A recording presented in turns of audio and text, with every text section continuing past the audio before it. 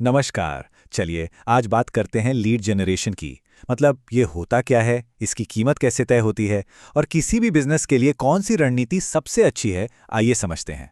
तो सबसे पहले उस एक सवाल पर आते हैं जो हर बिजनेस के दिमाग में घूमता रहता है। एक नया ग्राहक पाने में आखिर कितना खर्च होना चाहिए? यह सवाल सुनने में तो बड़ा सीधा लगता है, पर इसका जवाब ही किसी बिजनेस की कामयाबी की कहानी लिखता है। देखिए, कनेक्टो ने एक बहुत अच्छी बात कही है। डिजिटल मार्केटिंग की दुनिया में लीड जनरेशन वो पेट्रोल है जो सेल्स की गाड़ी को दौड़ाता है। अब सोचिए, बिना सही पेट्रोल के दुनिया की सबसे अच्छी गाड़ी भी ठप पड़ जाएगी। इसीलिए सही कीमत और सही तरीका चुनना किसी भी बिजनेस के लिए गेम चेंजर हो सकता है। तो चलिए अब जरा गहराई में उतरते हैं और समझते हैं कि लीड्स की असली लागत क्या है। आप शायद ये जानकर हैरान हो जाएंगे कि हर लीड की कीमत एक जैसी नहीं होती। ये कई ऐसी चीजों पर निर्भर करती हैं जिनके बारे में हमने शायद कभी सोचा भी ना हो। अब जरा इस टेबल पर नजर डालिए। फर्स्ट पेज सेज का ये डेटा दिखाता है कि अलग अलग इंडस्ट्री में लीड की लागत में कितना बड़ा फर्क है।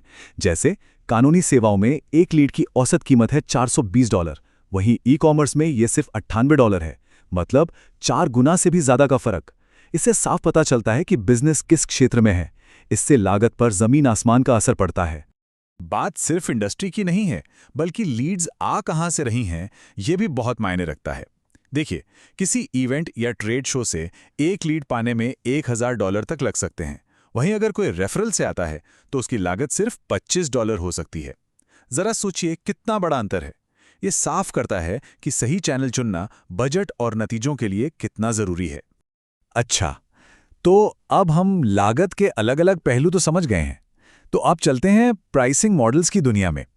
देखिए, हर बिजनेस की ज़रूरतें अलग होती हैं, इसलिए एक ही मॉडल सब पर फिट नहीं बैठता।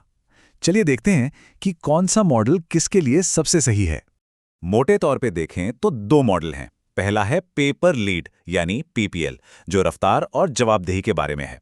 मतलब आप पैसे तभी देते हैं जब आपको कोई तय नतीजा मिलता है, जैसे कि एक मीटिंग हो गई, सीधी बात, नो रिजल्ट नो पे। दूसरा है सब्सक्रिप्शन मॉडल यानी पीपीएस, जो गहराई और लंबी रणनीति पर टिका है। इसमें एक सिस्टम, रिसर्च और लगातार कोशिशों के लिए पैसे दिए जाते हैं, जो लंबी दौड़ के लिए होता है। यहाँ हम इन चारों मुख्य मॉडल्स की तुलना देख सकते हैं। पेपर लीड में फायदा ये है कि नतीजा साफ दिखता है, लेकिन हर लीड को क्वालिफाई करने का बहुत दबाव होता है। मंथली रिटेनर से एक स्थिर और लंबा रिश्ता बनता है, पर इसमें लगातार लीड्स देने का प्रेशर भी रहता है। कमीशन बेस्ड मॉडल में कमाई तो बहुत हो सकती है, लेकिन ये काफ़ी अनिश्चित भी है। और हाइब्रिड मॉडल ये कोशिश और नतीजों के बीच एक अच्छा संतुलन बनाता है। तो सवाल ये है कि किसी बिजनेस के लिए कौन सा मॉडल सबसे अच्छा रहेगा। तो अब आते हैं असली सवाल पर, अपने लिए सही कीमत कैसे तय की जाए। इसका जवाब इस फॉर्मूले में छिपा है। सबसे पहले ये हिसाब लगाना होगा कि max cost per held meeting क्या है। मतलब हर एक सफल मीटिंग पर ज्यादा से ज्यादा कितना खर्च किया जा सकता है। चलिए लेट ड्यूरा के इस उदाहरण से इसे समझते हैं। मान लीजिए आपकी एनुअल कॉन्ट्रैक्ट वैल्यू यानी एसीवी $20,000 है, ग्रॉस मार्जिन 70% है और आपके क्लोज रेट मतलब कितने लीड्स ग्राहक बनते हैं वो 10% है। तो इन तीनों को गुणा करने पर क्या आया? $1400। इसका सीधा सा मतलब है कि मुनाफे में रहते हुए एक सफल मीटिंग पर $1400 तक खर्च किए जा सकते हैं। इससे ज्यादा खर्च करना मतलब अपनी जेब से पैसे गंवाना। ठीक है, थ्योरी तो बहुत हो गई, अब एक्शन में आते हैं। चलिए अब कुछ ऐसी रणनीतियों को देखते हैं जिन्हें असल में आजमाया जा सकता है। ग्रोथ के लिए ना 2 तरह के रास्ते होते हैं। पहला है द क्विक हंट यानी तेज शिकार, जिसमें तुरंत नतीजों के लिए कुछ खास टैक्टिक्स अपनाई जाती हैं, जैसे कोल्ड आउटरीच के लिए डेटा निकालना। और दूसरा है द लॉन्ग गेम यानी लंबी दौड़, जो बिजनेस को लंबे समय तक टिकाऊ बनाने के लिए होती है, जैसे लोकल एसईओ से अपनी एक मजबूत पहचान बनाना। क्विक हंट का ये एक बड़ा जबरदस्त तरीका है, गूगल मैप्स से डेटा निकालना। पहला कदम, किसी डेटा एक्सट्रैक्टर टूल से एक खास जगह पर बिजनेस कैटेगरी खोजिए, जैसे डेंटिस्ट इन न्यूयॉर्क। फिर डेटा निकालना शुरू करें। ये टूल आपको बिजनेस का नाम, फोन नंबर, वेबसाइट और पता सब कुछ एक क्लिक में दे देगा। इस सारे डेटा को एक स्प्रेडशीट में एक्सपोर्ट कर लीजिए और फिर अपनी सेवाओं जैसे वेबसाइट डिजाइन या एसईओ के लिए एक पर्सनलाइज्ड आउटरीच कैंपेन शुरू कर दीजिए। अब बात करते हैं लंबी दौड़ के घोड़े की, यानी लोकल एसईओ की ताकत। ये उन बिजनेसेस के लिए एक बहुत ही शक्तिशाली रणनीति है जिनकी कई लोकेशंस हैं। जरा किसी रेस्टोरेंट चेन या रिटेल स्टोर के बारे में सोचिए। नॉस्पीड का एक गोल्डन रूल है।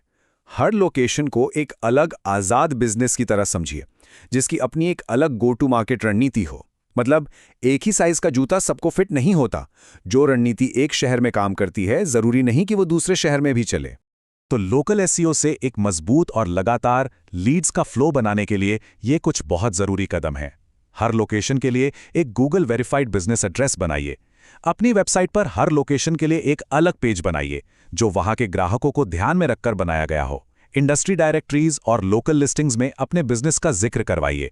और हाँ, सबसे ज़रूरी, वहां के ग्राहकों से रिव्यू पाने की एक पक्की रणनीति बनाइए, क्योंकि आजकल भरोसे से बढ़कर कुछ भी नहीं है।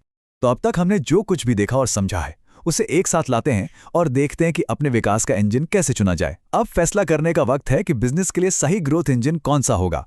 जब भी किसी लीड जनरेशन पार्टनर को चुने, तो लीडरेरा की ये चेकलिस्ट बहुत काम आएगी। ये सवाल पूछना मत भूलिएगा। आपके कॉन्टैक्ट्स आते कहाँ से हैं? क्या आप यही अकाउंट दूसरों को भी बेचते हैं? क्या आप पिछले महीने के असली कैलेंडर इनवाइट दिखा सकते हैं?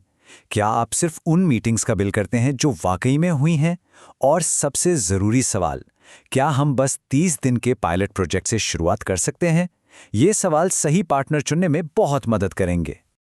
और आखिर में बस एक सवाल सोचने के लिए, क्या बिजनेस एक ऐसे पाइपलाइन के नल पर चल रहा है जिसे कभी भी बंद किया जा सकता है, या फिर एक ऐसे गहरे रणनीतिक कुएं पर जो हमेशा पानी देता रहेगा? चुनाव आपका है।